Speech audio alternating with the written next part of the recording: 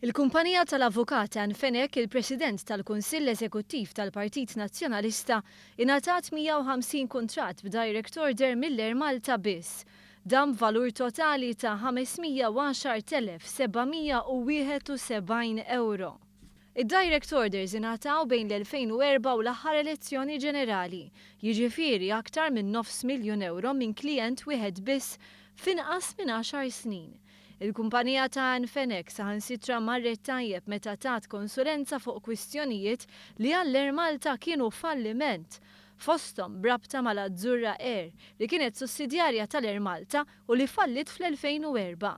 Fenek and Fenek Advocates provdew servizzi legali lill-Air Malta wkoll dwar il-lukanda Selmun Palace, eżempju ieħor ta' falliment fi żmien Gvern Nazzjonalista b'dejn ta' €13 miljun u 58 ħaddiem li spiċċaw bla impjieg. L-istess kumpanija ta' Anfenek provdiet servizzi dwar il-bejħ tal-ajruplani RJ70 minant l-Air Malta wara li nxtraw minkejja li ma kinux adattati għal kumpanija Maltija.